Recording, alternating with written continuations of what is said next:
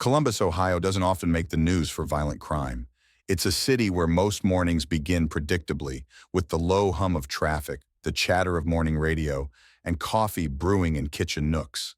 But on August 29th, 2023, the silence on Rose Hill Lane spoke louder than any siren. Shannon Hyatt was supposed to be at work by 8 a.m. She wasn't late often, a missed text maybe, a call straight to voicemail sometimes, but by mid-morning, her absence turned from a minor concern to something heavier. A coworker decided to check her house. The silver sedan still sat in the driveway, locked up tight, sun glinting off the windshield. Lights off. No movement behind the blinds. They knocked. Nothing. The call to police was simple. A wellness check. Standard. Responding officers approached without expectation. Missing persons cases aren't immediately classified as emergencies, especially not in Columbus. The door was locked. No forced entry. A car outside, a phone left charging on the counter just visible through the window. Those details alone didn't scream foul play, but they whispered. Detective Laura Simmons arrived mid-afternoon, 18 years with Columbus PD. She'd learned to respect the weight of the small things. An unreturned call, a car that hasn't moved, a house too quiet. All signs that alone meant nothing, but together, patterns emerged. The officers forced entry just after 3 p.m. The living room was neat. No signs of struggle, no broken glass, no overturned furniture. The couch pillows were aligned, kitchen counters wiped clean. A nearly untouched coffee mug rested on the sink's edge, ringed faintly at the bottom, coffee long since cooled. Her keys were still on the hook near the door, her shoes by the mat. The only thing missing was Shannon. They searched methodically, bedroom untouched, closet full, no signs of packing, no suitcases missing. The bathroom was pristine, no hairdryer out, no damp towels, everything as if frozen in place, except the absence of Shannon Hyatt. Neighbors were interviewed, no reports of unusual activity. One mentioned seeing her the previous evening carrying groceries inside. Another remembered a dark vehicle parked on the street overnight, but couldn't recall a license plate or make. No commotion, no raised voices, nothing out of the ordinary. It was a quiet street after all. Detective Simmons paced the perimeter of the house. She paused at the back door, locked from the inside, no obvious tampering. But the blinds in the kitchen window were shifted just enough to suggest someone had peered out or in. She logged it. A small note, not enough to pivot an investigation, but the detail was filed away. The house yielded no immediate clues, no forced entry, no signs of violence, yet Shannon Hyatt had vanished. By early evening, Simmons ordered a full forensic sweep. Fingerprints, DNA swabs, luminol testing, the entire catalog of protocols. She'd learned long ago that waiting for more obvious signs was a mistake. Sometimes the lack of evidence was itself the first clue. While the forensic team set up, Simmons reviewed Shannon's background. No prior reports of domestic violence, no restraining orders filed, but the records weren't comprehensive. People don't always call the police. Sometimes they just move on, or try to. One name surfaced in Shannon's recent history, Chance Donahoe, a boyfriend, according to friends. The relationship had ended nearly a year prior, but the details were thin. Friends described him as possessive, a little too interested in what Shannon did and with whom. Nothing overtly criminal on record. A couple of misdemeanor drug charges in his early 20s, but nothing recent. Still, in cases like these, history mattered. Simmons requested a welfare check on Donahoe, standard procedure. His address, Powell, about 20 miles north, was noted. There was no reason yet to connect him formally to the disappearance, but experience told Simmons not to ignore the name. As the sun dipped below the horizon, the forensic team concluded their initial pass. No blood found in the open, but they requested luminol testing overnight. Simmons stood outside the house on Rose Hill Lane, watching as the last of the evidence markers were packed away. The streetlights flickered on, casting long shadows across the driveway where Shannon's car still sat, untouched. Cases like this weren't rare, but something about this one felt calibrated, controlled. If it was a disappearance, it had been executed without leaving a trail. That level of precision left Simmons uneasy. Sometimes the neatness was the problem. By 6:30 a.m. the following morning, the forensic unit had completed their luminol sweep of Shannon Hyatt's home. No visible blood spatter, no clear signs of violence on the surface. But in the kitchen, near the back entrance, faint traces of blood illuminated under the chemical spray. It was not enough to indicate a struggle, but enough to suggest something had gone wrong. Detective Laura Simmons reviewed the photographs in silence. Blood evidence, however faint, changed the classification of the case. This was no longer a disappearance. It was now a suspected crime scene. The blood patterns were low to the ground, smudged near the doorframe. There were no pooling stains, no high-velocity spatter that would indicate an overt act of violence inside the home. Still, the presence of blood at all, hidden, cleaned, was telling. Someone had taken deliberate steps to conceal it. DNA testing was expedited. The sample would be compared to Shannon Hyatt's known genetic profile. But the forensic pathologist was already confident in the match. Blood at the scene, no body, and a missing person whose car, phone, and keys remained behind. This wasn't an accident. Simmons expanded the inquiry. Door-to-door canvassing resumed along Rose Hill Lane, focusing on the early morning hours of August 29th. A neighbor recalled seeing a dark-colored sedan parked across the street between 3 o'clock and 4 a.m. No make, no model, no license plate. Just an unfamiliar car in an area where people tended to know each other's vehicles. Another neighbor mentioned hearing what sounded like a door closing softly around that time, but thought little of it. Surveillance footage from nearby intersections was requested. Columbus wasn't blanketed with cameras, but traffic cams in adjacent neighborhoods might offer leads. A technician pulled logs from a bank's parking lot 2 blocks away. At 2:47 a.m., a dark sedan was recorded heading toward Rose Hill Lane. At 4:19 a.m., the same vehicle, or one matching its description, was seen leaving the area. Simmons returned to the scene, focusing on the back door. There were no tool marks or indications of forced entry, but the lock itself showed faint abrasion near the keyhole. A forensic locksmith examined it, confirming that someone with a key or skill in lock manipulation likely gained entry. This was no random break-in. The person who entered knew how to get in without leaving obvious signs. The investigation turned toward digital evidence. Shannon's phone remained on the kitchen counter, but the last outgoing communication had been a text message sent at 9:38 p.m. the night before to a coworker. Long day, ready to crash early. There were no calls or messages afterward. Her social media activity ceased around the same time. GPS logs placed her phone at home continuously from 8:13 p.m. until the device was last used. Detective Simmons secured a warrant to retrieve data from Shannon's email and cloud accounts. Initial scans found nothing unusual, no recent threats, no flagged messages. However, Shannon's search history from the previous month indicated she'd researched home security upgrades, including information on deadbolt replacements and external cameras. These upgrades hadn't been installed yet. She changed her locks, but that was all. One contact name emerged repeatedly in the background: Chance Donahoe. Several blocked numbers on Shannon's call logs were traced back to VoIP accounts tied to him. Donahoe had no recent criminal record, but his presence in her digital footprint warranted attention. His phone records were requested. While awaiting those results, Simmons conducted a preliminary interview with Shannon's closest friend, who shared that Shannon had been increasingly anxious about Donahoe in recent months. Although she hadn't filed any official reports, Shannon confided that she believed he was still watching her. Following their breakup, she had severed contact, blocked his number, and removed him from social media. She'd also requested mutual friends not share any information about her whereabouts. With Donahoe's name resurfacing, Simmons cross-referenced his known addresses and employment history. His current residence in Powell placed him roughly 23 miles from Shannon's home, not close enough for coincidence, but near enough to maintain proximity if he chose. The forensic lab returned the DNA analysis from the blood sample. It was a direct match to Shannon Hyatt. Simmons updated the case classification: suspected homicide. There was no longer room for ambiguity. Shannon Hyatt hadn't simply walked away. Someone had entered her home, left behind traces of her blood, and taken her without leaving much else. The focus narrowed.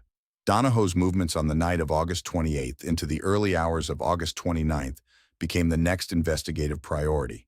His phone's location data, bank transactions, and surveillance footage from Powell to Columbus would now be the key to tracing his steps. By the third day of Shannon Hyatt's disappearance, the focus of the investigation shifted decisively toward digital forensics. The blood evidence found in her home and the surveillance images of a dark sedan near the crime scene had provided enough momentum to justify deeper scrutiny. The next logical step was to establish the timeline of who had been in the area during the critical window. Detective Laura Simmons requested the location data associated with Chance Donahoe's cell phone. The process involved obtaining tower pings from both his home in Powell and the general vicinity of Rose Hill Lane. The records covered the 12-hour period between the evening of August 28th and the morning of August 29th. The data was clear. At approximately 2:43 a.m., Donahoe's device connected to a tower near Shannon's neighborhood, then remained within that general area until 4:20 a.m., when it shifted northbound, hitting towers along State Route 315 back toward Powell. These signals aligned with the traffic cam timestamps of the unidentified sedan seen entering and leaving the neighborhood. There was no overlap between this data and any alibi Donahoe had initially provided. Simmons moved quickly to verify whether Donahoe had used any digital services that night. Bank records showed no transactions. His home's internet router logs, pulled via warrant, indicated that his personal devices had disconnected from the Wi-Fi between 2:11 a.m. and 4:35 a.m. These offline periods corresponded directly to the phone's movement toward and away from Columbus. It was a narrow, deliberate gap. With the digital trail solidifying, Simmons authorized a search of Donahoe's residence. The warrant specified collection of any clothing, weapons, or electronic devices that could tie him to the scene. At his home in Powell, investigators recovered several items of interest. Among them, a pair of black cargo pants and a dark hoodie, found inside a trash bag at the rear of his garage. Both were damp, but bore no immediate visible stains. Forensic analysis of the clothing commenced. The fibers were tested for trace amounts of blood and other biological material. Even minor residues, invisible to the eye, could hold DNA evidence. Additionally, the shoes located nearby, black-soled boots with moderate wear, were bagged and tagged. The tread patterns would later be compared to impressions taken from the rear walkway of Shannon's home. Meanwhile, Simmons conducted a formal interview with Donahoe. The tone was procedural. He was cooperative, confirming that he'd last spoken to Shannon several months prior, but insisted he had been at home the entire night of her disappearance. He claimed to have gone to bed early, around midnight, and remained there until morning. When pressed on the phone location data, Donahoe expressed confusion, suggesting the records must be inaccurate. Simmons noted his posture. He avoided direct eye contact when the cell tower data was discussed, but there were no overt signs of distress. His answers remained within the realm of plausible deniability. The forensic results from the clothing recovered at Donahoe's residence arrived late that afternoon. Blood trace analysis revealed microscopic droplets on the cargo pants, near the cuffs, and along the waistband. DNA testing confirmed the source, Shannon Hyatt. At the same time, the boots collected from Donahoe's garage were compared against partial shoe impressions recovered from a patch of soil near the back door of Shannon's house. The sole patterns matched: size, wear pattern, and brand. The alignment wasn't perfect given soil displacement and partial erosion, but the likelihood of coincidence was statistically low. As the forensic evidence mounted, Simmons mapped out the timeline again. Shannon's last known activity, a text sent at 9:38 p.m., her phone stationary at home until the following morning. Donahoe's phone moving into the area around 2:43 a.m. Blood clean but partially detectable near Shannon's back door. His clothing hidden in a garbage bag, blood traces confirmed. The shoe print outside the rear entrance. The sequence of events narrowed. Donahoe had been at Shannon's house. The evidence placed him there, but a crucial piece was still missing: Shannon herself. With the investigation tightening, Simmons ordered expanded searches along the routes connecting Columbus and Powell. Creek beds, wooded areas, and vacant lots were mapped and cataloged. Search and rescue dogs trained for cadaver detection were deployed across several miles of terrain. This chapter of the investigation left little doubt. The evidence followed a clear path, from digital traces to physical remnants. The case had transitioned from suspicion to near certainty. But without Shannon's body, the prosecution's case would require airtight sequencing of forensic proof. The forensic case against Chance Donahoe was building. The blood evidence recovered from his clothing, the matching shoe impressions outside Shannon Hyatt's home, and the digital trail of his movements placed him at the scene. But without Shannon's body, the investigation remained incomplete. In homicide cases, the absence of a body can complicate prosecution even with compelling forensic links. Detective Laura Simmons understood this reality. The next priority became clear: find Shannon. The search radius was drawn based on Donahoe's digital footprints. His phone data, combined with surveillance records, suggested a window between 4:20 a.m. and 5 o'clock a.m. After leaving Rose Hill Lane, but before his phone reconnected to his home Wi-Fi in Powell. Within that time frame, several miles of open land stretched between Columbus and Powell, including wooded areas, creeks, and isolated fields. These became the initial focus. The Franklin County Sheriff's Department coordinated with search and rescue teams specializing in cadaver recovery. Ground units deployed alongside K-9 handlers, using dogs trained to detect human remains in various stages of decomposition. The search grid was methodical, divided into sectors based on likely dumping sites, areas with limited visibility, secluded by natural barriers.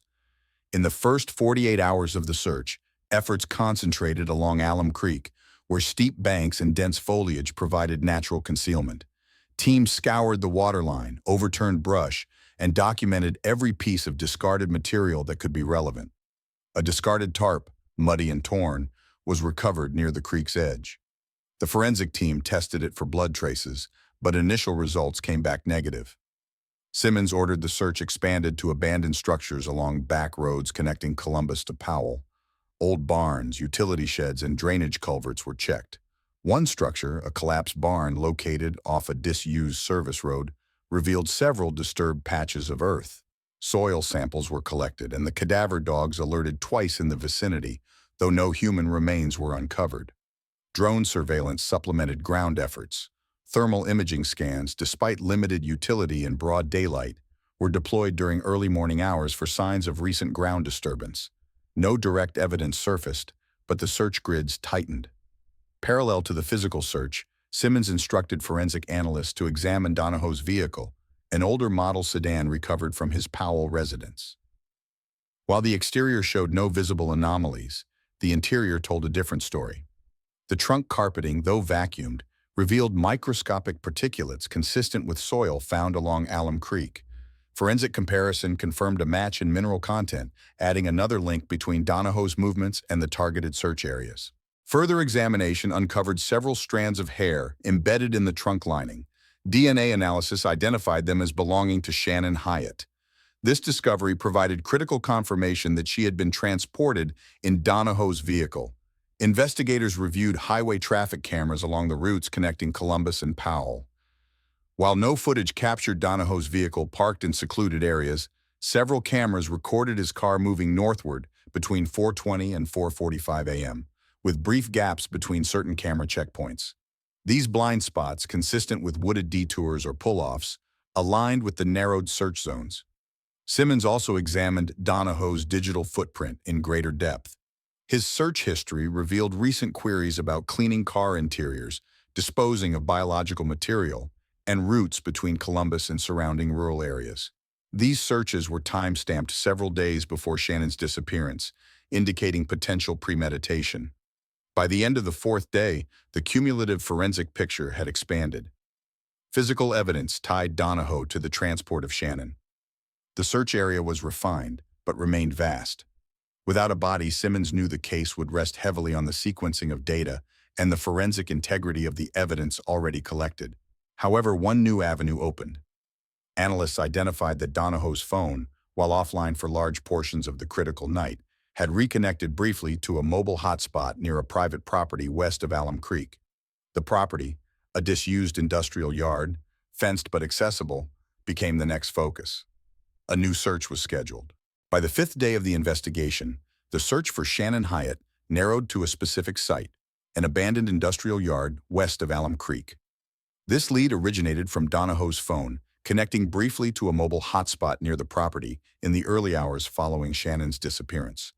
While the hotspot ping wasn't definitive proof of presence, its proximity, combined with the gaps in traffic camera coverage, made the site a high-priority search area. The industrial yard had been out of operation for years. Rusted fencing, overgrown weeds, and scattered debris marked the perimeter. Inside, the lot contained several derelict structures, storage sheds, large metal containers, and a maintenance building partially collapsed. These provided potential concealment zones. Detective Laura Simmons coordinated the operation with Franklin County Search and Rescue. A grid search commenced, involving cadaver dogs and forensic specialists. The dogs were deployed first, moving methodically through the overgrowth and structural remains. One alert occurred near a shipping container at the northern end of the yard. The container door was partially ajar, the interior obscured by discarded materials. The forensic team entered, clearing debris layer by layer. Toward the rear near the container's wall, soil disturbance was noted, loose, inconsistent with the surrounding compacted dirt. A metallic odor permeated the area.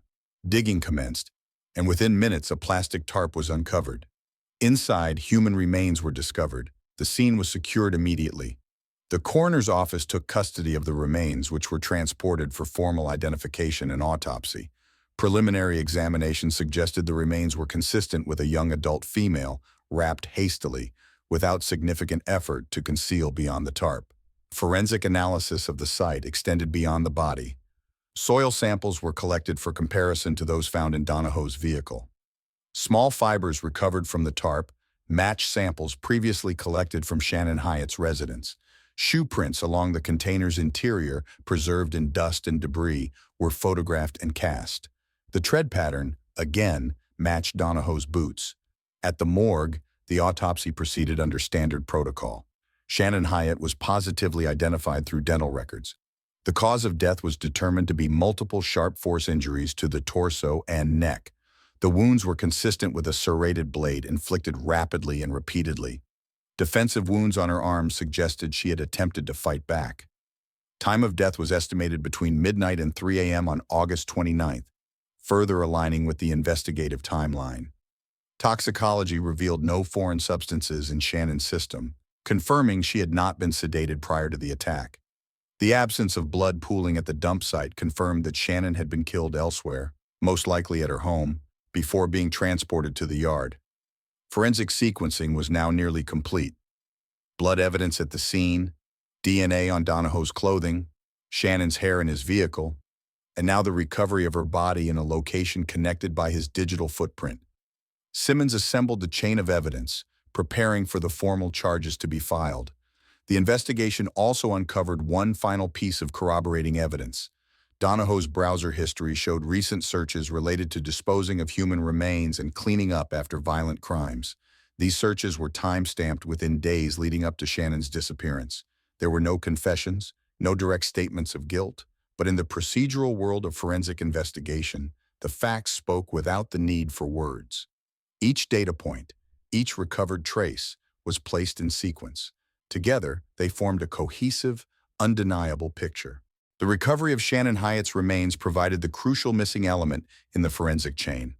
Yet, Detective Laura Simmons understood that the transition from investigation to prosecution would hinge on one factor: ensuring every piece of evidence aligned under legal scrutiny. In homicide cases, especially without a direct confession, the strength of the case lies in the seamless connection between data points, physical evidence, digital footprints, forensic analysis, all forming a coherent narrative that could stand in court. The next phase focused on evidence consolidation. The Franklin County Prosecutor's Office required a full sequencing of the forensic timeline. Every detail, from the luminol-illuminated blood traces in Shannon's kitchen to the fibers on the tarp recovered from the industrial yard, had to connect. Simmons directed the forensic team to review and cross-verify all lab reports, ensuring no contradictions existed between the different forensic angles. The vehicle search data was re-examined. Soil particulates from the trunk of Donahoe's car matched not only the dump site, but also the route connecting Powell to the industrial yard. Tire impressions, while degraded due to weather exposure, aligned with patterns found near the shipping container. Combined with the shoe impressions inside the container, the forensic trail remained consistent. Digital forensics took center stage. Donahoe's mobile data, previously mapped for location points, underwent further analysis. Investigators extracted GPS metadata from photos in his cloud storage, though no images related directly to the crime. The absence of data in the early morning hours of August 29th, coupled with selective deletion patterns, suggested intentional efforts to conceal digital evidence. Analysts recovered partial data fragments indicating recent factory resets on 2 of Donahoe's devices. Email records pulled under warrant revealed limited communication in the days leading up to Shannon's disappearance. No direct threats were found, but financial strain surfaced in exchanges with acquaintances.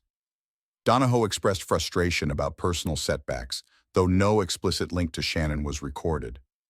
The prosecution considered these background factors to establish motive, focusing instead on the forensic chain as the backbone of the case. Simmons also reviewed the psychological profile compiled on Donahoe. A history of emotional volatility, compounded by substance abuse, painted a picture of an individual capable of impulsive violence. While not central to the physical evidence, this profile would support the prosecution's narrative regarding premeditation and intent. The coroner's final report confirmed the cause of death: multiple stab wounds with a serrated blade. Defensive injuries to Shannon's arms and hands reinforced the timeline of a close-quarters attack. Toxicology confirmed no drugs or sedatives in her system, supporting the theory that she had been conscious during the assault. These findings aligned with the blood patterns found at the initial scene, confirming the killing occurred at her residence. One forensic anomaly remained under review. A partial fingerprint recovered from the interior of the shipping container yielded an inconclusive match. Though the print's ridge patterns were consistent with Donahoe's, environmental degradation limited its evidentiary strength. Still, prosecutors deemed it a supporting detail within the larger framework. As the case neared grand jury presentation, Simmons coordinated a final strategy meeting with the district attorney. The evidence structure was clear. Blood traces in Shannon's home confirmed as hers, Donahoe's clothing and footwear linking him to the scene. Shannon's remains discovered at a site connected digitally and physically to Donahoe. Vehicle soil particulates and hair evidence confirming transport. Digital data aligning Donahoe's movements with the timeline of Shannon's disappearance. The case avoided reliance on confession or circumstantial inference. Each piece of forensic data substantiated the next. Simmons drafted her final investigative report, ensuring that the sequence remained coherent, precise, and fully supported by empirical evidence. With the grand jury convened, the indictment was issued: murder in the first degree, along with charges of tampering with evidence and abuse of a corpse. Once the indictment for first-degree murder was secured, the case moved into its next phase: preparing for trial. The strength of the prosecution's case relied not only on the forensic chain, but also on ensuring that the defense had no opportunity to undermine that chain. The pre-trial period was critical for solidifying the narrative that would be presented to the jury. Franklin County prosecutors reviewed the evidence lineup. They began with forensic sequencing, positioning the discovery of Shannon Hyatt's blood in her home, her DNA in Donahoe's vehicle, the matching soil particulates, and the final recovery of her remains. Every element needed to be corroborated by expert testimony, including specialists in digital forensics, DNA analysis, soil composition, and pathology. Each expert would need to explain complex forensic processes in a way that the jury could understand without diminishing the science. One procedural hurdle emerged. The defense filed a motion challenging the admissibility of the cell tower data that tracked Donahoe's movements. Their argument hinged on the accuracy radius of tower triangulation, claiming it was insufficient to place Donahoe precisely at Shannon's home. The prosecution countered with layered digital evidence: Wi-Fi disconnects, surveillance gaps, and GPS metadata from Donahoe's own devices. Together, these formed a corroborated sequence beyond the limitations of a single dataset. Additional pretrial motions focused on the physical evidence recovered from Donahoe's vehicle. The defense sought to exclude the soil particulates, citing the broad geographic spread of the mineral composition in central Ohio. Forensic analysts countered with microscopic distinctions in grain size, organic material, and specific sediment markers that aligned the particulates with the industrial yard where Shannon's body was found. The judge ruled in favor of the prosecution, allowing the soil evidence to be introduced. Witness lists were finalized. Among those set to testify were the forensic pathologist who conducted Shannon's autopsy, the crime scene investigator who collected blood samples at her residence, and the digital analyst who reconstructed Donahoe's phone movements. Each witness was chosen to reinforce the physical evidence, ensuring that the case did not rely on subjective interpretation, but on documented forensic fact. The coroner's testimony was scheduled to establish the manner and cause of death. The sharp force injuries, the defensive wounds, and the absence of blood pooling at the body disposal site would solidify the timeline, confirming that Shannon was killed inside her home before being transported. Meanwhile, the defense moved to challenge the psychological profile assembled on Donahoe.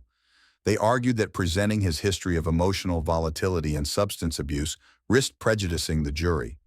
The prosecution agreed to limit the use of psychological history, focusing instead on Donahoe's search history and behavior patterns leading up to the crime. Internet searches for crime scene cleanup, body disposal, and related topics were admissible as indicators of intent and planning. A significant strategic decision concerned whether to introduce Donahoe's lack of cooperation during initial interviews. He had neither confessed nor requested legal counsel at the outset, providing limited but inconsistent answers about his whereabouts.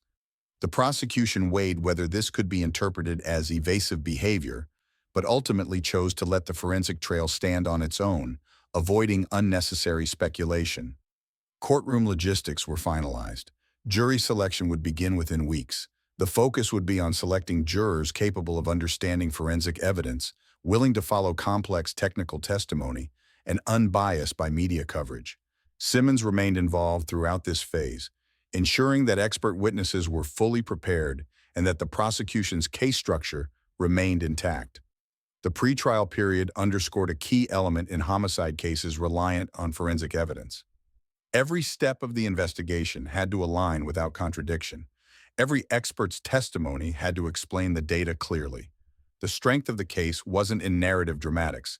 It was in the sequencing of facts that no reasonable jury could dismiss. The trial of Chance Donahoe began on a clear spring morning at the Franklin County Courthouse. It had been nearly 9 months since Shannon Hyatt's disappearance, but every element of the case remained sharp, driven by a meticulous forensic timeline. The prosecution entered the courtroom with confidence, not in spectacle but in the stability of evidence. This case would rest on the strength of data, not dramatic testimony. Jury selection had been completed the previous week. 12 jurors and 2 alternates, each screened for their ability to follow complex forensic testimony, took their seats as opening statements commenced. The prosecution outlined its case, a sequence built from physical, digital, and forensic evidence, proving beyond a reasonable doubt that Chance Donahoe had killed Shannon Hyatt and disposed of her body at an abandoned industrial site. No confession would be presented. No eyewitnesses had seen the crime. The case rested entirely on the sequencing of forensic facts. The prosecution's first witness was the crime scene investigator who had processed Shannon's home. Using photographs and forensic diagrams, the investigator detailed the luminol detection of blood traces near the back door and along the kitchen floor. Blood that had been partially cleaned but not completely erased. The DNA analyst followed, confirming that the blood matched Shannon Hyatt. The sequence was deliberate. The jury was shown how the scene, seemingly undisturbed, concealed evidence beneath the surface. Next, the digital forensic expert took the stand. They mapped Donahoe's phone activity across cell towers, GPS logs, and router data, showing the device's movements from Powell to the vicinity of Shannon's home and back in the early hours of August 29th. The defense cross-examined, raising the issue of triangulation accuracy. The prosecution responded by layering data, cell towers combined with timestamps from traffic cameras, and the abrupt disconnection of Donahoe's devices from his home Wi-Fi. The digital trail remained consistent. Physical evidence took center stage.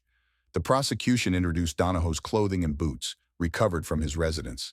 The forensic scientist described the microscopic blood traces found on the cargo pants, DNA again matching Shannon. The footwear impressions from the rear walkway of Shannon's home and the interior of the shipping container were compared to the treads of Donahoe's boots. Though not perfectly preserved, the similarities in wear patterns and size further tied him to both locations. The autopsy findings were presented next.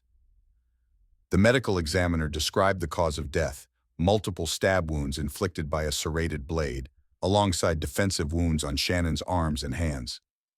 The jury saw autopsy diagrams, but no photographs, respecting the court's agreement to minimize graphic evidence. The examiner confirmed that Shannon had been killed at her home, citing the absence of blood pooling at the dump site. Soil analysis followed. The forensic geologist testified that soil particulates recovered from Donahoe's vehicle matched the mineral composition and organic content of the industrial yard where Shannon's body was found. Cross-examination attempted to highlight the generality of the soil type in Ohio, but the prosecution emphasized the micro-level markers that narrowed the match. The defense called no expert witnesses of their own. Their strategy focused on challenging the reliability of forensic interpretation rather than presenting an alternative narrative. They argued that without a confession or direct witness, the case left room for reasonable doubt. But as each forensic expert reinforced the integrity of their findings, the defense's position weakened. Closing arguments framed the prosecution's case as a seamless chain. Each piece of evidence on its own might raise questions, but together, they formed a pattern that left no space for coincidence. Shannon Hyatt was killed in her home, her body transported and concealed, all tied back to Donahoe through physical and digital traces. The jury deliberated for less than 8 hours. On the third day of trial, the verdict was read, guilty of murder in the first degree, tampering with evidence, and abuse of a corpse. Sentencing followed a week later. The judge imposed life imprisonment with no possibility of parole for 31 years, the statutory minimum in Ohio for first-degree murder. The sentence reflected not only the severity of the crime, but the premeditation demonstrated through Donahoe's actions. Detective Laura Simmons sat in the gallery as the sentence was handed down. The process, from investigation through trial, had followed the facts. No theatrics, no guesswork, just a forensic sequence that spoke for itself.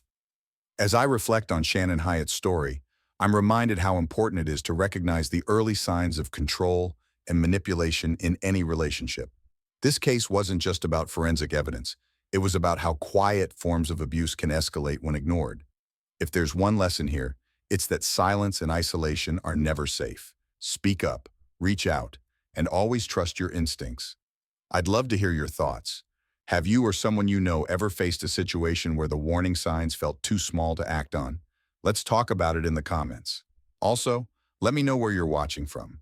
If this story resonated with you or even challenged you, hit that subscribe button and join me for more cases that dig deeper into the truth.